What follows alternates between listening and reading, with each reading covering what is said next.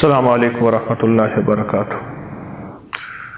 آج کا ہمارا موضوع کمر، مہرے، جوڑوں کا درد ہے۔ یہ آج کی بیماری نہیں، ہزاروں سال پرانی بیماری تھی، اور پچھلی صدیوں میں بھی تھی، اس سے پچھلی صدیوں میں بھی تھی، لیکن اس صدی میں اس کا بہت زیادہ طوفان اٹھا ہے۔ یہ بیماری نہیں، طوفان ہے،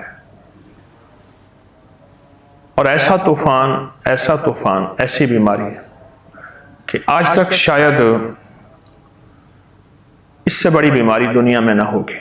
کچھ گنی چنی بیماریاں ہیں، کینسر ہے اور ذہنی امراض ہیں، اعصابی امراض ہیں، ٹینشن، انزائٹی ہے، اور ان میں یہ بیماری بھی ان بڑی بیماریوں میں ہے جس بیماری کو بہت کم آج تک کوئی کنٹرول کر سکا، اور بہت کم آج تک اس کا کوئی علاج کر سکا۔ بہت خطرناک بیماری، انسان کو معذور، مجبور اور ایک گھر پہ بوجھ، معاشرے پہ بوجھ اور زندگی پہ بوجھ ہوتا ہے۔ یہ ایسی بیماری ہے کہ جس میں انسان محسوس کرتا ہے کہ اس کی زندگی پہ بوجھ ہے، اور خود اپنی زندگی پہ بوجھ ہے۔ اس بیماری کی ابتدا کہاں سے ہوتی ہے اور انتہا کیا ہوتی ہے؟ اور اس کی ابتدا سب سے پہلے ہمارا بچھونا ہے۔ مجھے اس دن ایک دانا آدمی نے عجیب بات کہی، کہنے لگے کہ ایک میت اگر گھر میں ہے تو اس کے لیے اب چارپائی نہیں ہوتی۔ گھر میں تو چارپائی چلی گئی، چارپائی کی جگہ بیڈ آ گئے۔ اس میت کو اٹھانے کے لیے چارپائی نہیں ہوتی، پھر کسی غریب کے گھر سے یا سروینٹ کوارٹر سے وہ چارپائی اٹھا کے لاتے ہیں اور اس میں میت کو رکھتے ہیں۔ بڑی انوکھی بات بتائی۔ جب سے ہماری زندگی میں چارپائی گئی ہے اور نیچے سونا گیا ہے، اس دن سے ہم معذور ہو گئے ہیں۔ اور پھر چارپائی تو ویسے گئی اور نیچے سونا بھی گیا، اور اگلا کام جو شروع ہوا وہ یہ شروع ہوا، بیڈ اور میٹرس۔ بیڈ بھی کوئی حرج نہیں، اس کے اندر بھی تختہ ہوتا ہے، اور اگر اس پہ کچھ نرم چیز بچھا دی جائے اور سو جائے تو کوئی حرج نہیں۔ لیکن فوم اور یہ میٹرس جو ہے، اس نے تو ہماری زندگی کو نچوڑ لیا ہے۔ کہیں پانی پڑا ہو، آپ فوم کا ٹکڑا اٹھا کے رکھتے ہیں، وہ پانی کو نچوڑ لیتا ہے۔ فوم کے ٹکڑے سے وہ پانی کو نچوڑ لیتا ہے۔ جب انسان سوتا ہے تو اس کے جسم کو فوم ایسے نچوڑتا ہے۔ اس کے جسم، اس کے خون، اس کے گوشت، اس کی جلد، اس سے جسم کو نچوڑتا ہے اور ہمیں محسوس نہیں ہوتا۔ جب چارپائی والی نیند، چارپائی کا اٹھنا بیٹھنا، یا ہم گھر میں چارپائی نہیں بھی رکھ سکتے لیکن فوم سے نجات حاصل کریں، فوم سے۔ اور فوم ہماری زندگی میں آخری ایک زہر ہے جس کا شاید مداوا نہ ہو، اور یہ نظام بڑھتا چلا جا رہا ہے۔ فوم کا استعمال بڑھتا چلا جا رہا ہے، اور بہت تیزی سے بڑھ رہا ہے۔ فوم کا استعمال اور تیزی سے بڑھ رہا ہے، اور یہ بیماری بھی تیزی سے بڑھ رہی ہے۔ بعض گاڑیوں کی گدیاں، سیٹیں، موٹر سائیکل کی بعض ایسی سیٹیں جو مہروں اور کمر کے درد اور ڈسک کے مسائل کا ذریعہ بنتی ہیں۔ کچھ چیزیں ایسی ہیں جو ہماری زندگی کو متاثر کر رہی ہیں، اور کچھ چیزیں ایسی ہیں ہم سب سے پہلے ان اسباب پہ غور کریں۔ ہم بھی کیسے نادان ہیں، کوئی چیز ہو، درد کی گولی کھانا شروع کر دیتے ہیں، بام لگانا شروع کر دیتے ہیں، حکیموں کی پوڑی کھانا شروع کر دیتے ہیں۔ کیوں؟ اصل سبب پہ نظر رکھیں کہ اس مرض کا سبب کیا ہے، بنیادی وہ کانٹا کیا ہے جس نے ہماری چلتی سواری اور گاڑی کو روک دیا۔ اچھا، گاڑی کے بارے میں ہم بہت سمجھدار ہیں۔ اگر اس میں کیل چپ گیا ٹائر میں تو ٹائر میں سے وہ کیل نکلواتے ہیں، اور پھر کیل نکالنے کے بعد پھر گاڑی کو رواں دواں کرتے ہیں۔ ہماری زندگی میں وہ کیل چبھا ہوا ہے اور ہم گولیاں کھائے جا رہے ہیں۔ کیوں گولیاں کھا رہے ہیں؟ پھر اس کے بعد اور بیماریاں ایک کے بعد دوسری، دوسری کے بعد تیسری بیماری بڑھتی چلی گئی۔ میرا مشورہ یہی ہے کہ ہم کیس کو پہلے، سب سے پہلے اس کو غور کریں کہ مرض تھی کہاں اور ہے کہاں، اور مرض کی بنیادی وجہ کیا ہے۔ جب آپ مرض کی بنیادی وجہ کو دیکھیں گے اور چیک کریں گے تو پھر مرض کی بنیادی وجہ پہ آپ کی نظر ہوگی، تو پھر ایک احساس ہوگا کہ اصل کیس یہ ہے، اصل مرض یہ ہے، پھر آپ کو احساس ہوگا۔ تو میرا مشورہ ہے سب سے پہلے ایک تو اپنی سیٹ پہ نظر رکھیں جو آپ بیٹھتے ہیں۔ اکثر بندہ یوں بیٹھتا ہے، اگر یوں بیٹھے کچھ عرصے کے لیے، دن کے چند لمحات کے لیے، دیکھیں میں بیٹھا ہوں، میرا سینہ نکلا ہوا ہے، اور جس کو میں اب دوسرے لفظوں میں کہوں کہ سر اٹھا کے چلیں، ایک ہے سر جھکا کے چلیں، ایک ہے سر اٹھا کے چلیں۔ چلنے کی بات نہیں کر رہا، میں بیٹھنے کی بات کر رہا ہوں۔ ہمارا بیٹھنے کا انداز، بیٹھنے کا انداز، وہ ہماری کمر، وہ ہمارے جوڑ، وہ ہمارے مہرے، اور پھر اس کے بعد پھر لفظ آتا ہے جی L4 L5 L6 فلاں مہرہ ہمارا متاثر ہے۔ ایک میں نقطے کی بات بتاؤں، قیمتی موتی ہے۔ اکثر بچوں کو اینک سکول میں لگتی ہے، وہاں روشنی کا 100% انتظام نہیں ہوتا۔ جب روشنی کا انتظام نہیں ہوتا اور بچوں کو سکول میں 8 گھنٹے 6 گھنٹے 7 گھنٹے ان کو اپنی کتاب پہ نظر رکھنی ہوتی ہے اور باریک لکھا ہوا ہوتا ہے اور اس کو غور سے محنت کرنی پڑتی ہے، وہیں اینک لگتی ہے، اکثر سکول میں اینک لگتی ہے۔ اسی طرح ہماری بیٹھنے کی، ہماری زندگی کی نشست و برخاست، اٹھنا بیٹھنا، وہ ہماری زندگی پہ بہت اثر ڈالتا ہے۔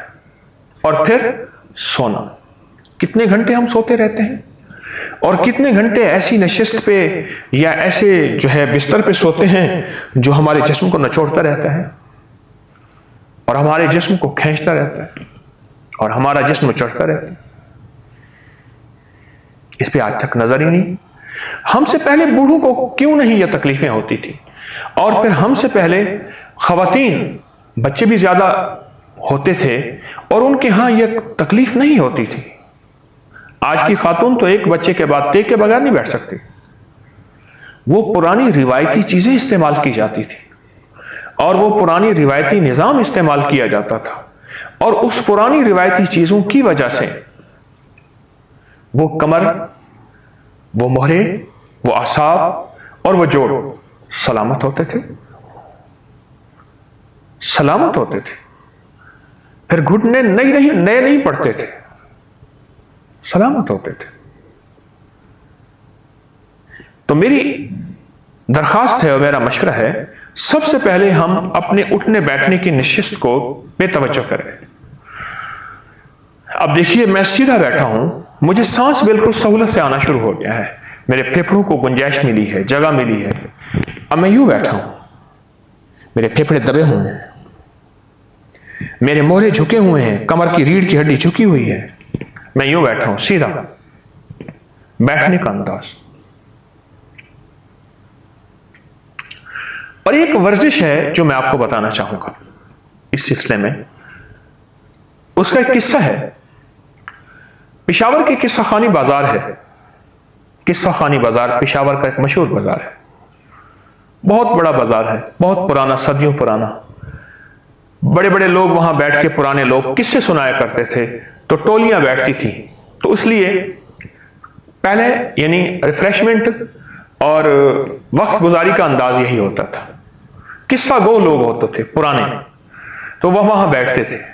تو پشاور کے قصہ خانی بازار کی تیسری منزل پہ ایک تجاری پڑی تھی سونار کی، بہت بھاری، بہت پرانے وقتوں کی وہ عمارت بنی ہوئی تھی۔ اب اس کو توڑ کے انہوں نے نیا پلازا بنانا تھا۔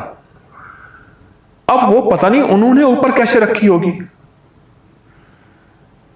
اب پریشان کے سیڑھیاں بڑی تنگ ہیں، اس کو اتارنا کیسے ہے، 10 آدمیوں نے کوشش کر لی، اس کو ہلا ہی نہ سکے۔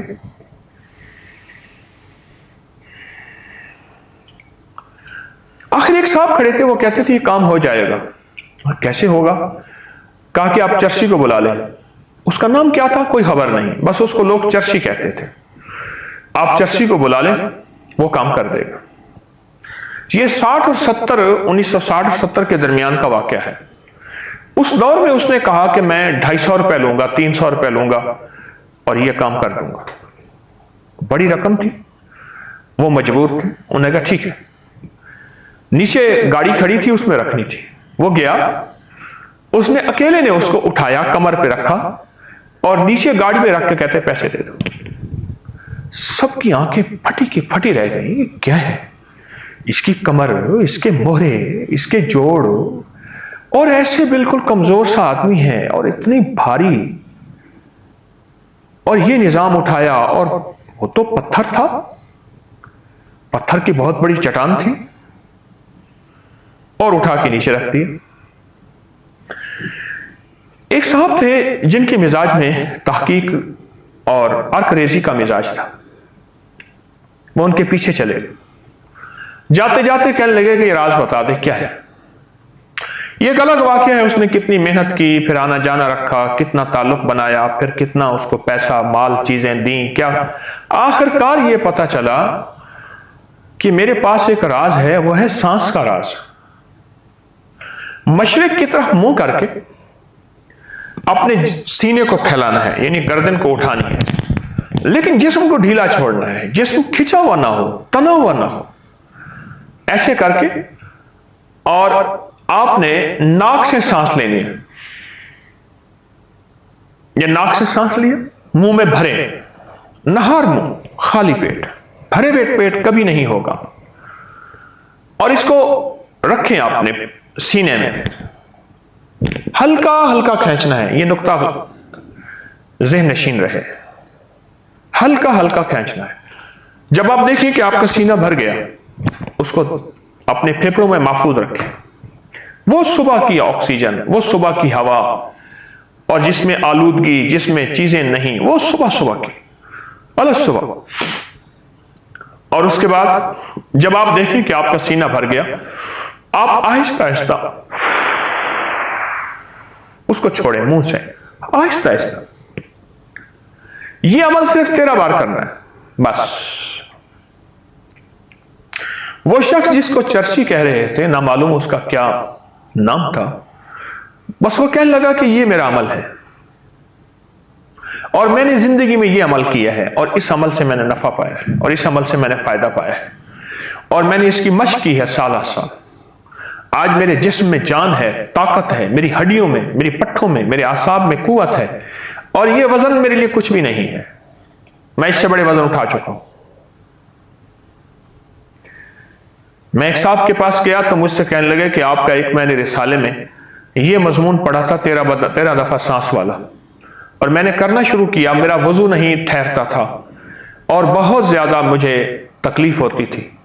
اب عالم یہ ہے کہ فجر کے وضو سے مغرب پڑھ لیتا ہوں، میرا معدہ ٹھیک ہو گیا، میرے پٹھے ٹھیک ہو گئے، میرے اعصاب ٹھیک ہو گئے، میرا جسم ٹھیک ہو گیا.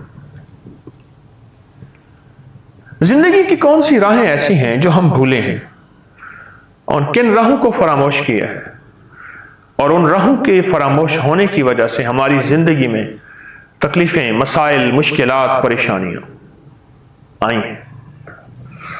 ہمارا ایک سفر تھا، بخارا سمرقند تاشقند کا سفر. ہمارے ایک دوست تھے، انہوں نے بیلٹیں باندھی ہوئی اور ویل چیئر کا انتظام اور سارا نظام، اور وہ ہل نہیں سکتے تھے. میں نے ان سے کہا سفر میں چلیں. کہنے کیسے میں چل سکوں گا، وہاں تو سارا ہے ہی چلنا، وہاں تو سارا ہی چلنا ہے. یقین جانیے ان کو خیر یہی ملی کہ انہوں نے بات مان لی، ورنہ وہ جس انداز سے اس بیماری میں گئے تھے تو اس کا واحد حل پھر تیسری شادی نہیں تھی، اور اس کا جذبہ بھی نہیں تھا، اور 2 ہی نہ بھگتا سکتا وہ بندہ. آج وہ بندہ مجھ سے پوچھتا ہے میں تیسری شادی کر لوں؟ ہاں، اور وہ ٹھیک ٹھاک ہے، بندہ بالکل صحت مند ہے. اپنی زندگی میں سب سے پہلے ہمیں جس چیز پہ نظر رکھنی ہے وہ اپنے اوڑھنے بچھونے پہ نظر رکھنی ہے، اپنے بیٹھنے پہ نظر رکھنی ہے. ہمارا طرز انداز بیٹھنے کا کیا ہے، طرز اور انداز بیٹھنے کا کیا ہے، ہمارے سونے میں ہماری کمر کے نیچے کیا ہے. گھنٹوں ہم سوئیں گے اور پھر اگلا ظلم جو ہوتا ہے وہ ہے ریوالونگ چیئر، گھومنے والی کرسی، اور اس کے اندر آخری درجے کے فوم اور دنیا کے آخری میٹیریل لگا ہوتا ہے جو آگ بناتا ہے۔ ریوالونگ چیئر سے بہت زیادہ کمر، جوڑوں اور پٹھوں کے مسائل، حد سے زیادہ ریوالونگ چیئر سے، اور ویسے مسائل ہوتے ہیں جو انسان سمجھتا ہی نہیں ہے۔ میں پھر کہہ رہا ہوں کہ اپنی گاڑی پہ اگر کیل لگتا ہے، گاڑی راستے میں کھڑی ہوتی ہے، تو اس کو جب تک کہ کیل نہیں نکلتا ہم سمجھتے ہیں کہ ہمارا ٹائر میں اگر اندر ٹیوب ہے تو وہ کیل اس کو پھر متاثر کرے گا، پھر اگلی ٹیوب ڈالی تو ہم پہلے کیل نکالتے ہیں۔ گاڑی کے لیے تو ہمارا انداز یہ ہے کہ اصل وجہ کو ختم کرتے ہیں جو بیماری کی اصل وجہ ہے، اور اپنے جسم کے لیے ہمارا انداز کیا ہے؟ ہمارے جسم کے لیے انداز یہ ہے کہ اصل وجہ پہ نظر نہیں رکھتے، بس یہ نظر رکھتے ہیں کہ ہم کس طرح اس درد کو ختم کر پائیں، اور وقت ہی ختم ہو جاتا ہے، لیکن اندر اندر وہ سوزش، وہ ورم، وہ تکلیف، وہ درد اندر اندر پھیلتا رہتا ہے، ختم نہیں ہوتا، بڑھتا رہتا ہے، اور بالکل بڑھتا رہتا ہے، 100% بڑھتا رہتا ہے، 100% بڑھتا رہتا ہے۔ ایک چیز اور ہے، کبھی بھی میں آپ کو دانا کی بات بتا رہا ہوں، انہوں نے کہا 50 سال سے پہلے اپنی زندگی کو سہاروں سے بچاؤ، اور 50 سال کے بعد سہارا ضرور لو۔ آپ بیت الخلاء ٹوائلٹ میں بیٹھے ہیں تو 50 سال سے پہلے سہارے کا مزاج نہ بناؤ۔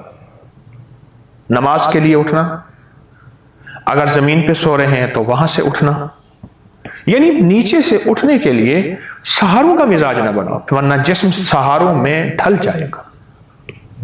یہ جسم ایسا ہے، اس کو جہاں ڈھالو وہیں ڈھل جاتا ہے۔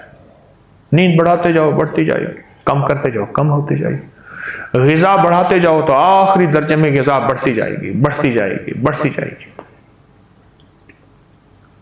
اور اس کو کم کرتے جاؤ تو کم ہوتی جائے گی۔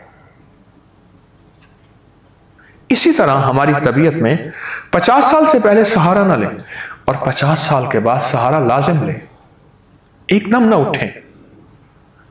کبھی بھی 50 سال سے پہلے آپ سیدھے ایک دم نہ ہو، کروٹ کے بل اٹھیں اور احتیاط سے اٹھیں۔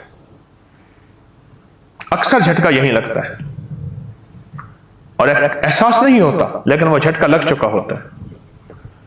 اپنی کمر، اپنے موہرے، اپنے جوڑ، اور خاص طور پہ اگر آپ کی مجبوری سیڑھیاں ہیں، کیونکہ جوڑوں کو جو چیز کھا جاتی ہے وہ سیڑھیاں کھاتی ہیں سب سے پہلے نمبر پہ، دوسری باہر کی مصنوعی غذائیں کھاتی ہیں، اور تیسرا جو جوڑوں کو جو چیز کھاتی ہے وہ اس کی ورزش نہ ہونا ہے۔ اور یقین جانیے، مجھے ایک بہت بڑے آدمی کی بات یاد ہے، ایبٹ آباد میڈیکل کالج کے ڈاکٹر نواز صاحب تھے، مرحوم پرنسپل تھے میڈیکل کالج کے۔ ان کی بات مجھے یاد ہے 89 کی، 89 کی، اور اس کے بعد میرا اس پہ تجربہ ہے۔ کہنے لگے جو بندہ رکوع اور سجدہ صحیح کرتا ہے، نہ کبھی کمر کا درد، نہ کبھی موہروں کا درد، نہ کبھی جوڑوں کا درد اس کو ہو ہی نہیں سکتا، اگر ہے تو ٹھیک ہو جائے گا۔ رکوع اور سجدہ صحیح کرتا ہے، معذوری ہے، مجبوری ہے اور بات ہے، لیکن صحت مند انسان ہے اور رکوع اور سجدہ صحیح نہیں کرتا۔ اچھا، اس بات کو میں نے ایک صاحب کو کہا، میں نے کہا رکوع اور سجدے کی سائنس نکالو۔ ایک جوان تھا، میں نے کہا اس نیٹ پہ گھومو، نیٹ کی دنیا میں اس کی ریسرچ نکال کے لاؤ۔ میں نے سمجھا شاید کچھ دن لگیں گے، کہاں دن لگے، وہ نکال کے بہت بڑا پلندہ اس نے میرے سامنے رکھ دیا کہ پوری دنیا کی سائنس رکوع اور سجدے پہ اتنی ریسرچ کر چکی ہے۔ وہ کہتے ہیں کہ چہرے کو حسین بنانا ہے تو سجدے لمبے کرو، نظر کو تیز کرنا ہے تو سجدے لمبے کرو، یادداشت کو مضبوط کرنا ہے تو سجدے لمبے کرو، اور آپ زندگی بھر چاہتے ہیں کہ آپ کی یادداشت کبھی متاثر نہ ہو تو سجدے لمبے کرو، اور اگر آپ چاہتے ہیں آپ عقل مند ہوں، ذہین ہوں، تو سجدے لمبے کریں، اور وہ سجدہ کریں جو سجدے میں नाक माथा सही हो और हाथ सही हो, और सजदे में दरमियान में गुंजाइश कितनी हो, वो है सजदा, जिसमें कमर का जाविया क्या होता है और घुटनों का जाविया क्या होता है और हाथों को कैसे फैलाया जाता है। इसी तरह सजदा, मोहरों का इलाज, जोड़ों का इलाज, चाल का इलाज, पट्ठों का इलाज, आसाब का इलाज, और रुकू, ये इनका इलाज है। रुकू जितना मजबूत रुकू होगा, सेहतमंद रुकू होगा, सही रुकू, आपको इल्म नहीं तो सही रुकू सीखें कि सही रुकू किसे कहते हैं। वो सही रुकू, वो दुरुस्त रुकू आपकी कमर और मोहरों का खुद इलाज है, और फिर कमर और मोहरों को मुतासिर होने से बचाता है। वो हमारा असल जो रुकू है वो कमर और मोहरों को बचाता है। पहली चीज मर्ज पे नजर, दूसरी चीज एहतियात।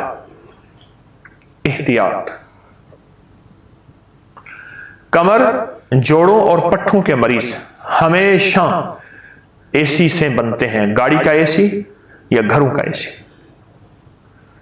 एसी, और किसी सख्त काम के बाद फौरन ठंडा पानी पीना, बर्फ का पानी पीना। कितने मुल्क ऐसे हैं जिनके अवाम कभी ठंडा पानी नहीं पीते, आप ये देखें। कितने मुल्क ऐसे हैं, सिर्फ चीन नहीं, कितने मुल्क ऐसे हैं जिनके अवाम कभी ठंडा पानी नहीं पीते। जो हमारे यहां यखवस्ता पानी है बिल्कुल नहीं पीते।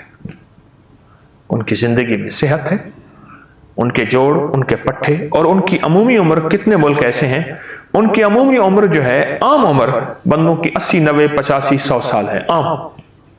उनके यहां बहरान है कि हमारे यहां बंदे मर नहीं रहे। उनके मुताबिक हमारा बजट मुतासर हो रहा है मुल्क का, कि हमारे मुल्क में उम्रें लंबी हैं। कुछ एहतियातें ऐसी हैं।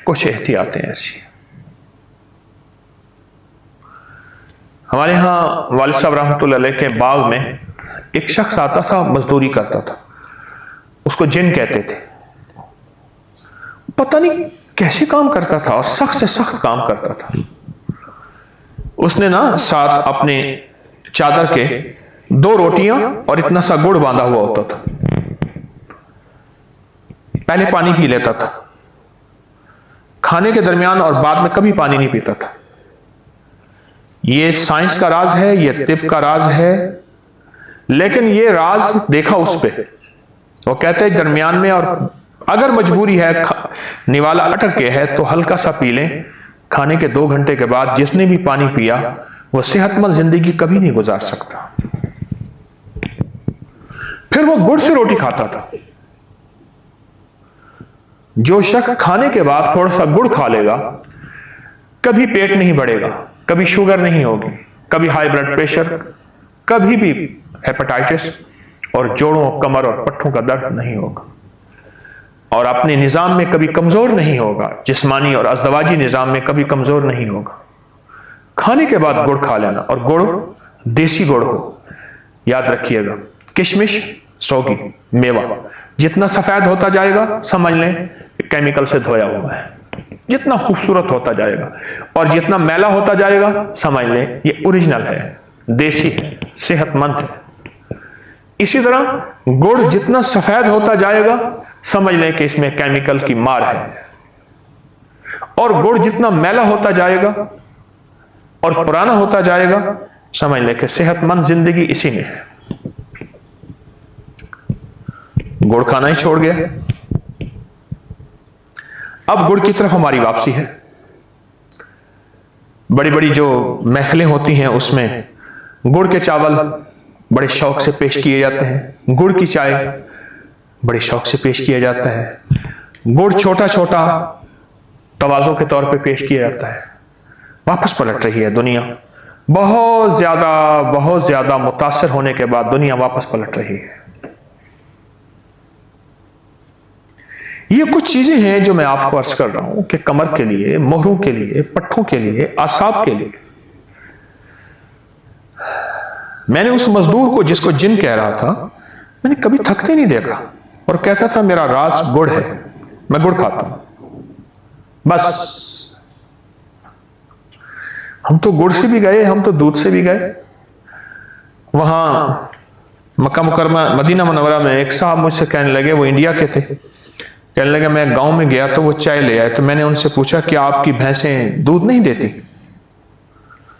چائے پی لیں کوئی حرج نہیں، لیکن زندگی کا معمول نہ بنائیں، کبھی پینے میں کیا حرج ہے؟ گڑ ہماری زندگی سے گیا اور دیسی غذائیں ہماری زندگی سے گئیں، اور مصنوعی غذائیں اپنی زندگی میں ایسی داخل کی کہ بس۔ اور پھر نقص کیا ہوا؟ ایک تو جسم کو ہم کھوکھلا کرتے گئے مصنوعی غذاؤں سے، ان میں غذائیت تو کچھ نہیں ہوتی، اور دیسی غذائیں، سادہ غذائیں وہ ہماری زندگی میں داخل نہ ہوئی۔ اور دوسرا ظلم یہ کیا کہ فوم پہ سونا شروع کر دیا، فوم پہ بیٹھنا شروع کر دیا، اور فوم کی زندگی میں ہم نے اپنا اوڑھنا بچھونا بنا لیا، اس نے ہمارے جسم کو نچوڑ دیا۔ ایک صاحب کو سمجھ نہیں آ رہی تھی اس بات کی، میں نے اس سے کہا، میں نے کیسا کر فوم کو کاٹ کے نہ اس کی پٹی کسی جسم کے حصے پہ باندھ لے، جیسے پٹی باندھتے ہیں، زور سے باندھ لے اور 3 دن باندھے رکھ، 3 دن کے بعد مجھے بتانا۔ اس نے فوم کی شیٹ لی، اپنے جسم میں باندھی، غالباً اس نے ٹانگ پہ باندھی، اور 3 دن باندھے رکھ۔ 3 دن کے بعد میں نے کہا میرے سامنے آ کے پٹی کھولنا۔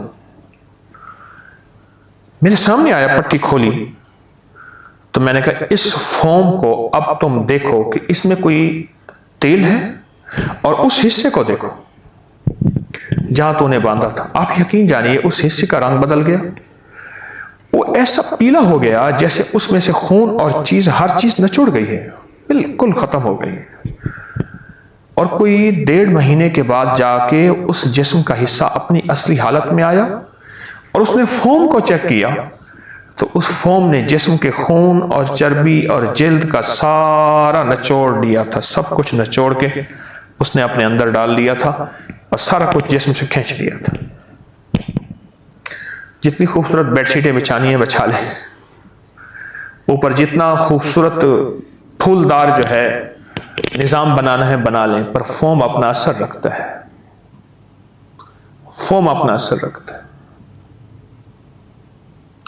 ہم نے بہت دیر نشست پہ بیٹھنا ہے، اگر آپ کے پاس ریوالونگ چیئر ہے، کوئی فوم سے بھری کرسی ہے، تو اس پہ بیٹھنا ہے، اور یہی سے بواسیر ہوتی ہے، اور اسی سے قبض ہوتی ہے۔ میرے پاس بسوں کے ڈرائیور، ٹرکوں کے ڈرائیور جو 12 گھنٹے، 14 گھنٹے، 24 گھنٹے چلتے ہیں، پیٹ کا بڑھنا، قبض، بواسیر، گیس، بادی، تبخیر، وہ بہت پھکیاں، پاؤڈر، دوائیاں بہت کھاتے ہیں، اور پھر ان کی غذا وہ ہوتی ہے جو ٹرکوں کے اڈوں پہ جو ہے وہ مسالہ دار چیزیں بہت زیادہ استعمال ہوتی ہیں، تیز چیزیں بہت استعمال ہوتی ہیں، غذا وہ ادھر بیٹھنا ایک خطرناک حالت میں۔ بعض عقل مند آدمی آپ نے دیکھے ہوں گے، وہ سیٹوں کے اوپر جو ہے بید کی ایک شیٹ ڈال دیتے ہیں، بید، اور بید وہ ہو جو بانس کا ہو، خالص ہو، یہ ذہن نشین رکھیں، ورنہ ایک اس آپ اوپر شیٹ ایسی ڈالتے ہیں وہ بھی پلاسٹک کی ہوتی ہے، ربڑ کی ہوتی ہے، زہر کے اوپر زہر۔ ہماری زندگی میں کچھ چیزیں ایسی ہیں جو ہم نے خود اپنے اوپر مسلط کی ہوئی ہیں، حکومتوں کا قصور نہیں ہے، یہ تو ہمارا قصور ہے۔ پھر ہم سے ایک چیز اور گئی، پہلے کچا انڈا استعمال ہوتا تھا۔ ایک ہمارے مخلص ہیں، وہ کہنے لگے میرے دانت ہلنا شروع ہو گئے۔ اب اس کا واحد حل یہ ہے کہ دانتوں پہ تار لگوائیں یا سارے دانت نکلوا کے ایک مصنوعی دانت لگوائیں۔ ایک دانت ہلا، دوسرا ہلا، تیسرا ہلا، اور ہلنا شروع ہو گئے دانت، پریشان کن بات۔ بہت اس علاج وغیرہ کیا، اس کے لیے درد کی چیزوں کی گولیاں، کچھ نہ ہوا۔ کسی نے مجھے ٹوٹکا بتایا کہ ایک کچا انڈا لے کے منہ میں ڈال کے پی جا، 40 دن کر لے۔ کہا کہ 40 دن کر کے آج سالہ سال ہو گیا ہے، میرے دانت پھر نہیں ہلے۔ اور میں ٹھیک ٹھاک ہوں۔ اگر آپ کمر، جوڑوں اور مہروں کی تکلیف میں بہت زیادہ مبتلا ہیں، ایک دودھ کا کپ لیجیے، آپ پیالہ لے لیں، گرم دودھ ہو، ابلا ہوا ہو، خالص دودھ ہو، اس میں ایک انڈا ڈالیے، اگر دیسی مل جائے اور واقعی دیسی ہے تو سبحان اللہ، اور اس میں شہد ڈال دیجیے، دودھ ہو، انڈا ہو اور شہد ہو، بس اب یہ مکس کریں، ملائیں، یعنی ایک انڈا، ایک بڑا چمچ شہد اس میں ڈالیں اور خوب ملائیں، اس کو گھونٹ گھونٹ پیئیں۔ ہمارے ایک پرانے جاننے والے تھے، تجربات کے وہ سمجھ لیں کہ پرنسپل تھے، تجربات کے پرنسپل تھے، میں نے ان کا نام رکھا ہوا تھا تجربات کے پرنسپل، بہت تجربات تھے، ان کے مشاہدے کی نظر بہت تیز تھی اور کمال کی باتیں کرتے تھے۔ مجھ سے کہنے لگے، حکیم صاحب آپ کو پتہ ہے کہ مرد کب بوڑھا ہوتا ہے؟ میں نے کہا نہیں۔ کہا جب انڈا، دودھ اور شہد چھوڑتا ہے مرد بوڑھا ہو جاتا ہے، ختم ہو جاتا ہے۔ میں اس کی بات سن کے حیران ہوا، بہت پرانی بات ہے۔ پھر میں نے لوگوں کو بتانا شروع کر دیا، اور جس نے بھی کیا کہنے لگے یہ پرانی ریت روایتیں تھیں ہمارے بڑوں کی، ہم نے چھوڑی اور ہم کہاں سے کہاں گھوم گئے اور گم ہو گئے۔ اور واقعی اسی طرح یہ ٹوٹکا جوڑوں کا علاج ہے، کمر کا علاج ہے، پٹھوں کا علاج ہے اور مہروں کا علاج ہے۔ یہ چھوٹا سا ٹوٹکا تو ہے۔ مجھے یاد ہے کہ میری نانی اماں کی بڑی بہن کے شوہر تھے، انہیں ہم نانا کہتے تھے، بہت بوڑھے تھے، وہ بڑھاپے میں انڈے پی لیتے تھے، ایک انڈا پی لیا، دوسرا پی لیا، تیسرا پی لیا، چوتھا پی لیا۔ ہم حیران ہوتے تھے کہ نانا کیا کر رہے ہیں، بالکل کمزور بوڑھے۔ اور پھر میں نے ان کی زندگی میں اس انڈے کے بعد پھر دیکھا کہ دودھ کا ایک پیالہ پی لیتے تھے گرم گرم، اس میں شہد ملا کے۔ وہ دن اور رات میں قرآن ختم کرتے تھے اور محنت کرتے تھے، ان کی نظر بھی ٹھیک تھی، ان کی یادداشت بھی ٹھیک تھی۔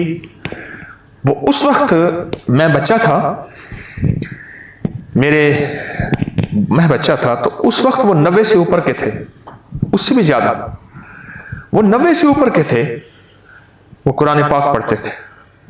اور اس وقت میں نے دیکھا کہ ان کا قرآن پاک بوسیدہ ہو گیا تھا۔ پتہ چلا کہ ان کی زندگی میں کئی قرآن پاک بوسیدہ ہو گئے ہیں، پھٹ گئے ہیں، شہید ہو گئے ہیں۔ کیوں؟ کہ اتنا زیادہ پڑھتے ہیں، اور ان کی غذا یہی تھی، وہ سردی ہو یا گرمی۔ لیکن آپ سے ایک عرض کروں گا، کیونکہ آپ عادی نہیں ہیں، آپ ایک ایک انڈا کر کے لیجئے، تھوڑا تھوڑا کر کے اپنے جسم کو اس کا عادی بنائیے۔ ہم صحرا میں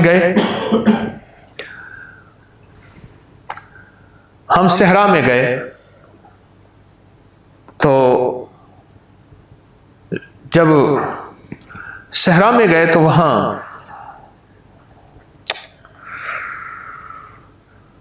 وہ گائے کا دودھ لے آئے۔ میں نے ایک صاحب سے کہا کہ میں نے کہا گائے کا دودھ پی لیں آپ، تو مجھ سے کہنے لگے کہ آپ کو علم تو ہے، میں نے آج تک دودھ نہیں پیا۔ میں نے کہا مجھے تو علم نہیں، آپ پہلی دفعہ بتا رہے ہیں آپ کو علم، کیسے علم ہے؟ مجھ سے کہنے لگے کہ میں نے گائے کا دودھ نہیں پیا، اگر پیوں گا تو مجھے دست موشن شروع ہو جائیں گے۔ لیکن انہوں نے چند گھونٹ پی لیے، تھوڑی دیر ہوئی، آ رہے ہیں جا رہے ہیں، آ رہے ہیں جا رہے ہیں۔ میں نے کہا کیا بات ہے؟ کہا کہ یہیں آ کے آپ کے ساتھ رہ کے کچھ فطری زندگی، فطری غذائیں اور فطری چیزوں کو ہم نے استعمال کرنا سیکھا۔ ہمارے ماں باپ نے کبھی ہمیں سکھایا ہی کچھ نہیں، ہمارے ماں باپ نے ہمیں یہ زندگی کی تربیت ہی نہیں دی۔ جو زمانے میں ہوا اٹھی ہے کھلانے پلانے کی، ماں باپ نے بھی وہی کھلایا پلایا۔ جو زمانے کا رواج ہے ماں باپ بھی وہیں چلتے ہیں۔ تو میں عرض کروں گا کہ آپ پہلے ایک انڈا، ایک کپ دودھ اور ایک تھوڑا سا شہد، اس کو معمول میں لے آئیں، اس کو معمول میں لے آئیں۔ پھر آہستہ آہستہ آپ کیونکہ میں نے نانا کی زندگی میں دیکھا، شاید ان کا تو ساری زندگی کا یہ نظام تھا، انہوں نے مرغیاں اپنی رکھی ہوئی تھی اور مرغیاں انڈا دیتی تھیں، اور بعض اوقات شور شرابہ بھی ہوتا تھا کہ فلاں جو ہے انڈا چرا کے لے گیا، تو ان کی تو انڈے کھانے کا مزاج تھا، ان کی طبیعت کا حصہ بن گیا تھا، پھر ان کے لیے گرمی سردی کچھ نہیں تھی، پھر ان کا ایک عمر کا حصہ تھا۔ بہرحال انڈا، دودھ اور شہد، انڈا، دودھ اور شہد، یہ آپ کی زندگی میں حیرت انگیز رزلٹ رکھتے ہیں، نتائج رکھتے ہیں۔ کس معاملے میں؟ کمر کے معاملے میں، مہروں کے معاملے میں، پٹھوں کے معاملے میں، اعصاب کے معاملے میں۔ اس کو ضرور اپنے ساتھ شامل کیجیے۔ ایک اور چیز عرض کروں گا جو کہ کمر، مہروں اور جوڑوں کے لیے نہایت لاجواب ہے، وہ ہے ہلدی اور دار چینی، بس ہم وزن۔ ہلدی اور دار چینی۔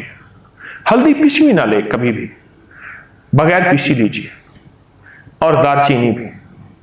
ان کو ہم وزن 50-50 گرام لے لیں، ہم وزن باریک پیس لیں، اور ہم وزن باریک پیس کر اب اس کا 1 چمچ یا آدھا چمچ منہ میں ڈال کے اوپر سے پانی پی لیں۔ شہد میں تو اکثر شہد میں ملا کے استعمال کراتا ہوں، بلکہ میں تو شہد میں ملا کے ڈبوں میں بند کرا کے رکھ دیتا ہوں۔ مثلاً 50 گرام ہلدی ہے، 50 گرام دار چینی ہے، تو اس میں 1 پاؤ آپ شہد ڈال دیجئے، 250 گرام، اور شہد ڈال کے اس کو مکس کر لیں، رکھ دیں۔ اب جب بھی استعمال کرنا ہو کہ 2-3 دفعہ چمچ سے اس کو ہلا کے آپ 1 چمچ بڑا یا چھوٹا صبح دوپہر شام یا صبح شام لے لیں۔ پہلے طبیعت کے موافق آدھا چمچ لے لیں، پھر آدھے سے کچھ زیادہ کر لیں، پھر 1 چمچ کر لیں، طبیعت کے مطابق۔ یہ چیز بہت زبردست ہے جوڑوں کے لیے، کمر کے لیے، مہروں کے لیے، اور ڈسک کے مسائل، کمر کے مسائل اور جوڑوں کے مسائل کے لیے، اور پٹھوں کے کھچاؤ کے لیے بہت کمال چیز ہے۔ چوٹ کے لیے ہلدی کا استعمال ہوتا ہے، جوڑوں کے لیے ہلدی کا استعمال بہت پرانی روایت ہے۔ حاملہ عورت کو اس سے پہلے ہلدی ہی استعمال کراتے تھے، اس کے لیے باقاعدہ کچھ چیزیں بنتی تھیں جس میں ہلدی کا استعمال ہوتا تھا، اور اس کا نفع اور فائدہ یہ ہوتا تھا کہ حاملہ عورت دوسرے تیسرے دن گھر کا سارا کام کرتی تھی، اور پہلے دن گھر کا سارا کام کرتی تھی، اور جسم ساتھ دیتا تھا، اور ہر سال بچہ لیکن جسم ساتھ دے رہا ہوتا تھا۔ وہ پرانی روایتی غذائیں، وہ پرانی روایتی دوائیں، وہ پرانی روایتی چیزیں جو ہماری زندگی میں شامل ہوئیں تو جسم صحت مند ہو گیا اور تندرست ہو گیا، اور حیرت انگیز طور پر چھوٹے چھوٹے ٹوٹکے ہیں، چھوٹے چھوٹے ٹوٹکے ہیں، لیکن ان چھوٹے ٹوٹکوں میں زندگی بھی ہے، صحت بھی ہے، تندرستی بھی ہے اور شفا بھی ہے۔ ان چھوٹے ٹوٹکوں میں زندگی بھی ہے، صحت بھی ہے، تندرستی بھی ہے اور شفا بھی ہے۔ ان چھوٹے ٹوٹکوں پہ خود نظر رکھیں، اور ان چھوٹے ٹوٹکوں پہ خود توجہ کریں، اور ان چھوٹے ٹوٹکوں پہ خود دھیان دیں۔ یقین جانیے احساس ہوگا کہ ہم یہ کہاں چھوڑ گئے۔ ایک اور ٹوٹکا بتاتا ہوں، چھوٹا سا ہے، جو آپ کو اگر کر لیں تو آپ کو بہت فائدہ ہوگا۔ جب بھی آٹا گوندیں تو اس میں اجوائن اور سفید زیرہ ڈال دیں، اور اسی میں روٹیاں پک جائیں۔ ایک تو روٹی کا ذائقہ زبردست ہوگا، دوسرا وہ روٹی ہضم ہوگی، کھانا ہضم ہوگا اور بہترین ہضم ہوگا، اور تیسرا یہ روٹی جوڑوں کے درد کے لیے، کمر کے درد کے لیے، مہروں کے اور کمر کے مسائل کے لیے بہت زبردست ہے۔ یہ روٹی بہت کمال ہے، اس روٹی کی بہت زیادہ تاثیر ہے۔ پھر سنیے، آٹا گوندتے ہوئے خشک آٹے میں پہلے سے اجوائن اور سفید زیرہ، اور ایک چیز میں درمیان میں اور بھول گیا تھا، وہ ہے کلونجی۔ یہ تینوں چیزیں آپ چاہے مکس کر کے ہم وزن لے لیں اور ملا کے رکھ لیں، اور اس کی چٹکی یا چمچ حسب طبیعت وہ آٹے میں آپ ملا دیجیے، اور آٹے میں ملانے کے بعد پھر اس آٹے کو گوندھ لیں، اس کی روٹی پکائیں۔ اس روٹی کو کھا کے دیکھیں، اور اس روٹی کی تاثیر دیکھیں، اور اس روٹی کا کمال دیکھیں۔ آپ کی طبیعت میں ایک چیز خود اترے گی کہ آپ کہیں گے کہ کمال ہے، یہ روٹی کیا ہے، یہ روٹی کیا ہے، اور اس کے اندر کیا تاثیر ہے، اور اس کے اندر کیا کمال ہے۔ میں نے بے شمار لوگوں کو بتائی۔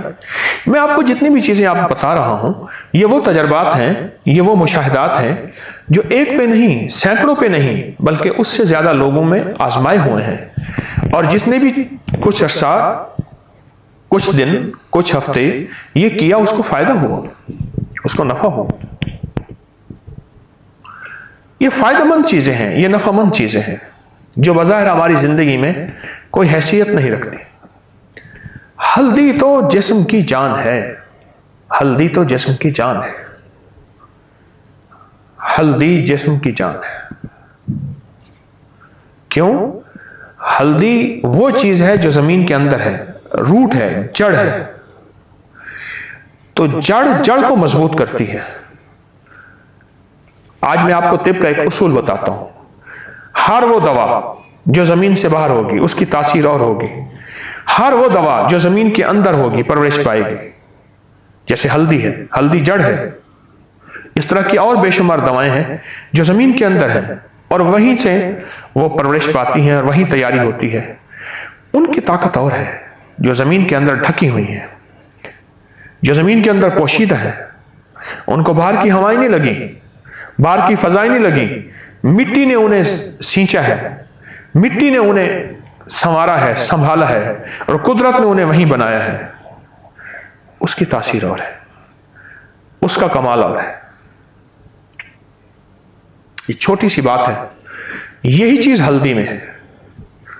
ہلدی زمین کے اندر ہوتی ہے، اس کو کھود کے باہر نکالتے ہیں، وہ بہت زبردست چیز ہے۔ اپنے کھانے میں عمومی، اپنے گھر کی ہنڈیا سالن میں عمومی ہلدی استعمال کریں، لیکن پھر عرض کروں گا خود پیسیے گا۔ ہلدی استعمال کریں، اور ہلدی کا استعمال اپنی زندگی کا ساتھی بنائیں۔ میں کبھی وقت ہوا تو آپ کو ہلدی کے تجربات بتاؤں گا کہ ہلدی کا استعمال کہاں کینسر سے، اور کہاں بڑی بڑی جگر کی ہیپیٹائٹس، اور کہاں کمر جوڑ پٹھوں، اور کہاں دل کی بیماریاں، اور کہاں جلدی بیماریاں، اور انسان کو، اور کہاں وقت از بڑھاپا، کہاں یہ ہلدی ہمیں روکتی ہے اور ہمارے لیے ایک ساتھی بن جاتی ہے، صحت کا، تندرستی کا، شفا کا، راحت کا، یہ ساتھی بن جاتی ہے ہماری زندگی میں۔ ہلدی اور یہ جو ٹوٹکے میں نے آپ سے عرض کی، اس کو اپنی زندگی کا ساتھی بنا لیں، اور صحت کا ساتھی، زندگی کا ساتھی بنا لیں۔ بظاہر چھوٹی چیزیں ہیں، بظاہر چھوٹی چیزیں ہیں، لیکن بہت بڑی چیزیں ہیں۔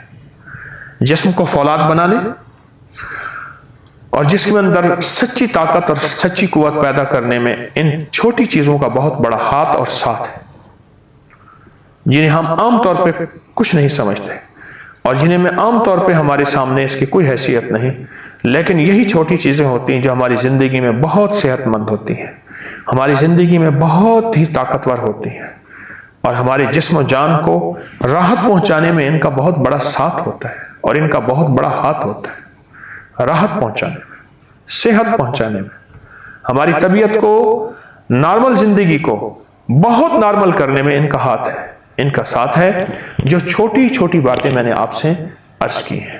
اللہ پاک ہمیں صحت، تندرستی، راحت، رحمت اور عافیت عطا فرمائے۔ یا رب لک الحمد کما ینبغی بجلال وجہک وعظیم سلطانک۔